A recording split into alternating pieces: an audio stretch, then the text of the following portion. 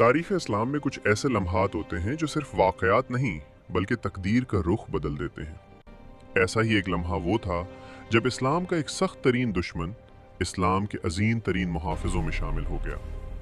ये कहानी है खालिद बिन वलीद रज़ी अल्लाह अन्हु की, जिन्हें बाद में रसूलुल्लाह सल्लल्लाहु अलैहि वसल्लम ने सैफुल्लाह, अल्लाह की तलवार का लक़ब दिया। खालिद बिन वलीद रज़ी अल्लाह अन्हु मक्के के ताकतवर कबीले बनु मखज़ूम से ताल्लुक़ रखते थे। वो अरब के बेहतरीन जंगी माहिरीन में शुमार होते थे। घड़सवारी, तलवारबाजी और जंगी हिकमत अमली में उनका कोई मुकाबला नहीं था। इस्लाम के इब्तदाई दौर में वो मुसलमानों के सख्त मुखालिफ थे। उन्होंने कुरैश की तरफ से कई जंगी मंसूबे बनाए। सन 3 हिजरी में जब ग़ज़वाए उहद पेश आया तो खालिद बिन वलीद रज़ी अल्लाह अन्हु ने अपनी जंगी महारत का मुज़ाहिरा किया। इब्तिदा में मुसलमानों को बरतरी हासिल थी, लेकिन जब कुछ तीर अंदाज अपनी जगह छोड़कर नीचे उतर आए तो खालिद बिन वलीद रज़ी अल्लाह अन्हु ने मौका देखकर पीछे से हमला कर दिया। इस हमले ने जंग का नक्शा बदल दिया, लेकिन वक्त के साथ उनके दिल में सवालात पैदा होने लगे। वो सोचने लगे कि आखिर इस्लाम क्यों तेजी से फैल रहा है, क्यों मुसलमान हर मुश्किल के बावजूद अपने ईमान पर कायम हैं। फिर सुलह हुदैबिया का वक्त आया। इस मुआहदे के बाद लोगों को इस्लाम को करीब से देखने और समझने का मौका मिला। इसी दौरान खालिद बिन वलीद रज़ी अल्लाह अन्हु के दिल में भी सच्चाई की रोशनी दाखिल होने लगी। आखिरकार उन्होंने एक बड़ा फैसला किया। वो मक्के से मदीने की तरफ रवाना हुए ताकि रसूलुल्लाह सल्लल्लाहु अलैहि वसल्लम के हाथ पर इस्लाम कबूल कर सकें।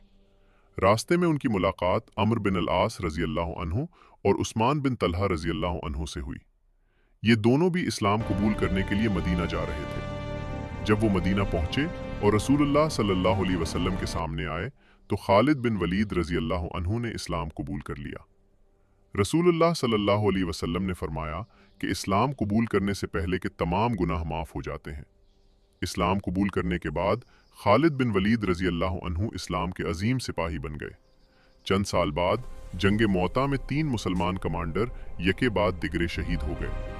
उस नाजुक मौके पर खालिद बिन वलीद रज़ी अल्लाह अन्हु ने क़यादत संभाली और अपनी हिकमत अमली से मुसलमानों की फ़ौज को महफूज तरीके से वापस ले आए। इसके बाद रसूलुल्लाह सल्लल्लाहु अलैहि वसल्लम ने उन्हें सैफुल्लाह, अल्लाह की तलवार का लक़ब दिया। हैरत अंगेज़ बात यह है कि इतने अजीम जंगजू होने के बावजूद खालिद बिन वलीद रज़ी अल्लाह अन्हु मैदान जंग में शहीद नहीं हुए, बल्कि अपने बिस्तर पर वफ़ात पाई। अपनी वफ़ात के वक्त उन्होंने अपने जिस्म के ज़ख्मों की तरफ देखकर फरमाया कि मेरे जिस्म पर कोई जगह ऐसी नहीं जहां तलवार, नेज़ा या तीर का निशान न हो, लेकिन फिर भी मैं बिस्तर पर वफ़ात पा रहा हूँ। उनकी ज़िंदगी हमें यह सबक देती है कि जब अल्लाह हिदायत देता है तो एक दुश्मन भी इस्लाम का